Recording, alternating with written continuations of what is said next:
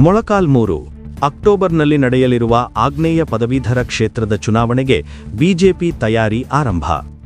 ಮೊಳಕಾಲ್ಮೂರು ಅಕ್ಟೋಬರ್ನಲ್ಲಿ ನಡೆಯಲಿರುವ ಆಗ್ನೇಯ ಪದವೀಧರ ಕ್ಷೇತ್ರದ ಚುನಾವಣೆಗೆ ಬಿಜೆಪಿ ಪಕ್ಷದ ಪ್ರಬಲ ಆಕಾಂಕ್ಷಿಯಾಗಿರುವ ವಕೀಲರಾದ ವಸಂತಕುಮಾರ್ ರವರು ಪಟ್ಟಣದ ವಿವಿಧ ಶಾಲಾ ಕಾಲೇಜುಗಳು ಹಾಗೂ ವಕೀಲರ ಸಂಘಕ್ಕೆ ಭೇಟಿ ನೀಡಿ ಶಿಕ್ಷಕರು, ಉಪನ್ಯಾಸಕರು ಹಾಗೂ ವಕೀಲ ಸಮುದಾಯದವರೊಂದಿಗೆ ಸಂವಾದ ನಡೆಸಿದರು. ಈ ಸಂದರ್ಭದಲ್ಲಿ ಮಾತನಾಡಿದ ಅವರು, ಆಗ್ನೇಯ ಪದವೀಧರ ಕ್ಷೇತ್ರದ ಸಮಸ್ಯೆಗಳು, ಶಿಕ್ಷಣ ಕ್ಷೇತ್ರದ ಸವಾಲುಗಳು ಹಾಗೂ ಪದವೀಧರರ ಹಿತಾಸಕ್ತಿಗಳ ಬಗ್ಗೆ ಬಿಜೆಪಿ ಪಕ್ಷದ ನಿಲುವನ್ನು ವಿವರಿಸಿದರು. ನಾನು ಇದೇ ಜಿಲ್ಲೆಯವನು.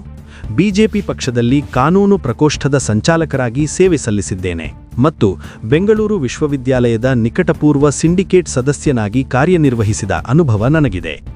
ಈ ಅನುಭವದ ಆಧಾರದ ಮೇಲೆ ಪದವೀಧರರ ಸಮಸ್ಯೆಗಳನ್ನು ನೇರವಾಗಿ ಅರ್ಥಮಾಡಿಕೊಂಡು ಪರಿಹಾರಕ್ಕಾಗಿ ಪ್ರಾಮಾಣಿಕ ಪ್ರಯತ್ನ ಮಾಡುವೆ ಎಂದು ವಸಂತಕುಮಾರ್ ತಿಳಿಸಿದರು. ಶಿಕ್ಷಣ ಸಂಸ್ಥೆಗಳ ಅಭಿವೃದ್ಧಿ, ಯುವ ಪದವೀಧರರಿಗೆ ಉದ್ಯೋಗಾವಕಾಶ, ವಕೀಲರ ವೃತ್ತಿಗೆ ಅಗತ್ಯವಾದ ಮೂಲಸೌಕರ್ಯ ಹಾಗೂ ಸರ್ಕಾರದ ಯೋಜನೆಗಳು ಸರಿಯಾಗಿ ತಲುಪುವಂತೆ ಮಾಡುವುದೇ ತಮ್ಮ ಪ್ರಮುಖ ಆದ್ಯತೆಗಳಾಗಿವೆ ಎಂದು ಅವರು ಹೇಳಿದರು. ಈ ಸಂದರ್ಭದಲ್ಲಿ ಎಲ್ಲರಿಗೂ ಹೊಸ ವರ್ಷದ ಶುಭಾಶಯಗಳನ್ನು ತಿಳಿಸಿದ ವಸಂತಕುಮಾರ್ ರವರು ಶಾಲಾ ಕಾಲೇಜುಗಳ ಮುಖ್ಯಸ್ಥರು ಹಾಗೂ ವಕೀಲರಿಗೆ ಹೊಸ ವರ್ಷದ ಕ್ಯಾಲೆಂಡರ್ಗಳನ್ನು ವಿತರಿಸಿದರು.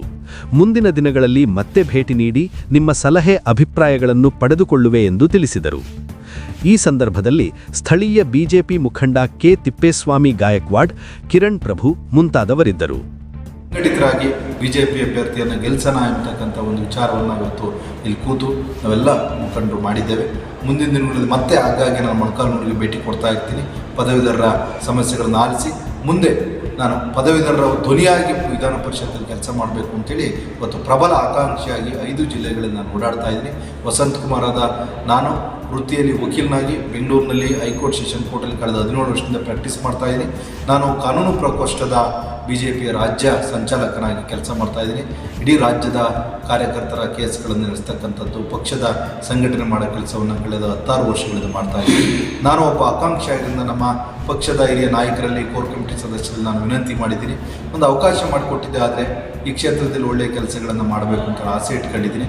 ಈಗಾಗಲೇ ಕಾಂಗ್ರೆಸ್ನವರು ನಿನ್ನೆ ಅಭ್ಯರ್ಥಿಯನ್ನು ಆಯ್ಕೆ ಮಾಡಿರೋದ್ರಿಂದ ಅವರು ಪಕ್ಷದವರು ಕೂಡ ಸಾಮಾನ್ಯ ಕಾರ್ಯಕರ್ತರಿಗೆ ಆಯ್ಕೆ ಮಾಡಿದ್ದಾರೆ.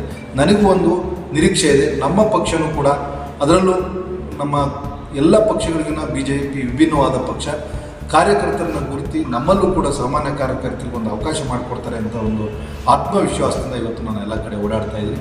ಈ ಸಂದರ್ಭದಲ್ಲಿ ನನಗೆಲ್ಲರಿಗೂ ಸಹಕರಿಸಿರ್ತಕ್ಕಂಥ ನನ್ನ ಬಿಜೆಪಿ ಮುಖಂಡರಿಗೆ ಎಲ್ಲರಿಗೂ ಒಂದು